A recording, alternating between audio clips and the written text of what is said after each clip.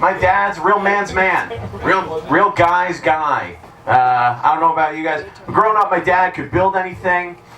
He could fix anything. And because of that, I can't. Don't know how to do anything. Never had to learn, you know? For example, last year I got a flat tire, and my first thought was, well, you are going to have to buy a new car now.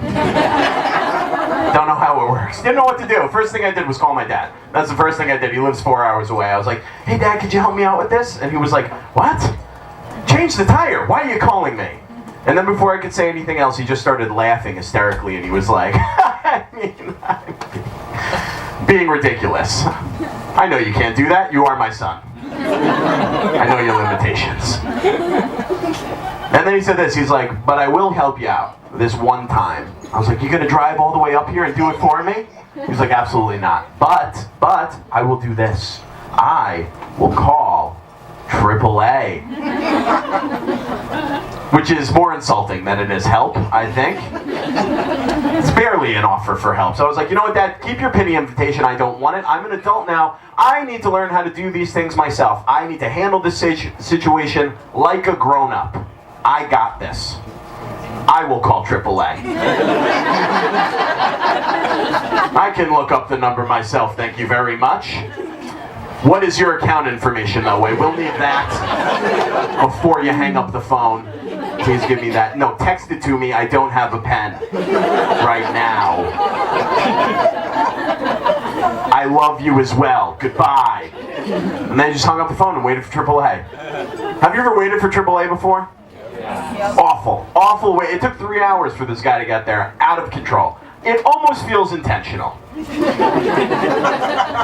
Right? Doesn't it feel like it's company policy? Like, I don't think they're just out changing all the other tires around town.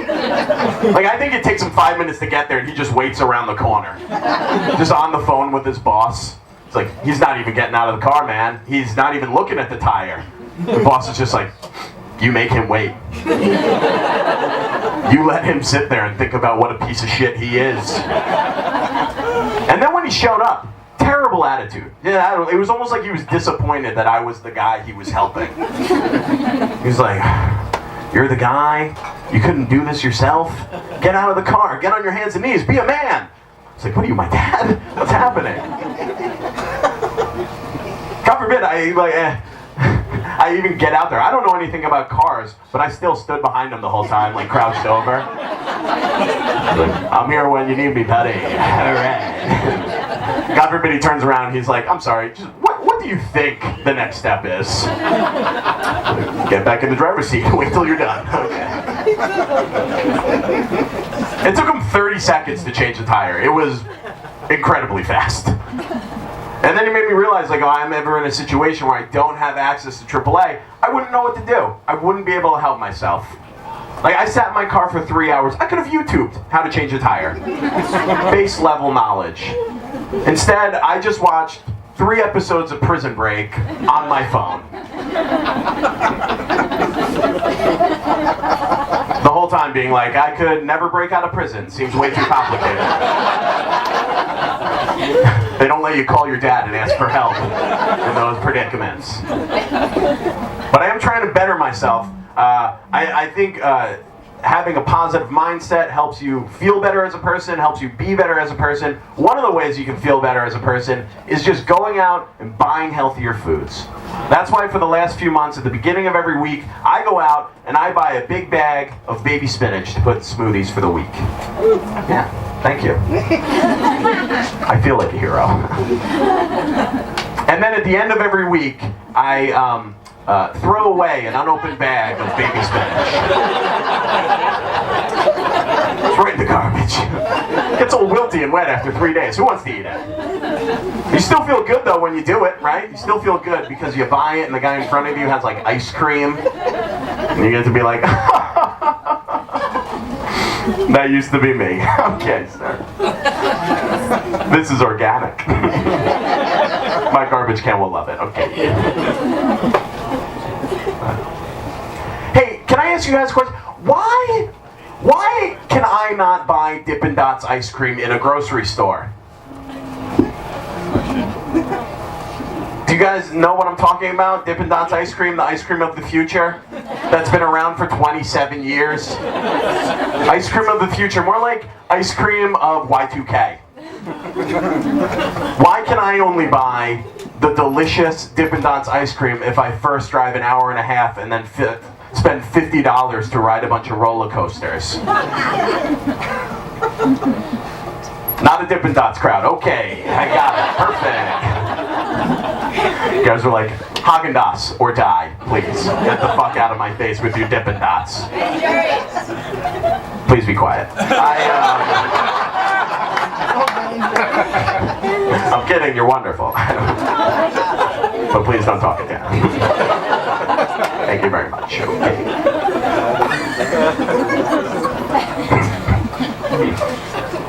Hello. I like gossip a lot. Do you guys like gossip? You like shit talk? I love to talk shit. Oh, it's my favorite thing to do. I love talking shit. But it gets me in trouble. I do it too much. And it gets me in trouble. Let me ask you this. Have you ever talked shit about someone to their face only because when you started the conversation you got so excited and then forgot that it was about them? Have you done that? Terrible situation to get in. You come in real high energy, real excited. You're like, get in here. Close the door. You're not going to believe this piece of news. Sit down. It's going to change your life, this piece of gossip. And I just realized that I cannot tell you this piece of gossip. Please go back to your desk. I'm getting older, though. I think the most interesting part about getting older is how your perspectives change, right? Like, now that I'm an adult, whenever I watch Disney animated movies, I relate to the villains every time. We have more in common, right? We're all adults. All the villains are adults in Disney movies. I have more in common with the adults. Like, I have more in common with Scar than I do with Simba. Unless your family's royalty, you do as well. I don't know what to tell you. Growing up, Peter Pan, that was my favorite movie when I was a kid. Peter Pan, my favorite movie. I would relate to Peter Pan because as a kid, he's just like a young boy who lives in the woods, never grows up, and just gets to hang out with his friends every day. That is the dream. But now as an adult, whenever I see that movie, all I can think is, where is the adult supervision? Who is watching these children? Has anyone taught them how to read? Do they know how to read? Are you guys okay if they don't know how to read? Is it fine to just have a bunch of illiterate forever children running an island's economy? Trading in shells? Left unsupervised. Their daily activity, Peter Pan and his friends, is just to berate and bother a naval captain. Like, who is disabled? Do you guys not get that?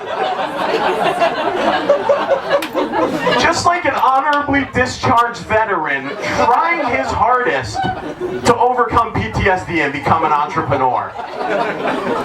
And he's got to deal with these assholes running around the woods in animal carcass hats like, oh, we're never going to grow up. You need to start planning for college, I think.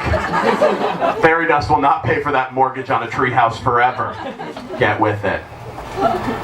Does anyone have kids in here? Like young, 10, 11, 12-year-old kids? I'm not asking for me. It's for a friend. Okay, No, the reason I asked, I have a 10-year-old nephew who I babysit sometimes, and I was watching him one day after school, and he was all excited because he came home. He learned about ancient Egypt in school, which is very exciting, I guess, for a 10-year-old. He's telling me all about it. He's like, oh, Uncle Dylan, they had pyramids and other things. I wasn't really listening. But at some point, he goes, oh, if I could live during any period in all of history, I would want to live back then. You know why? And then he said the most arrogant thing I've ever heard. He goes, I would just love to be a pharaoh.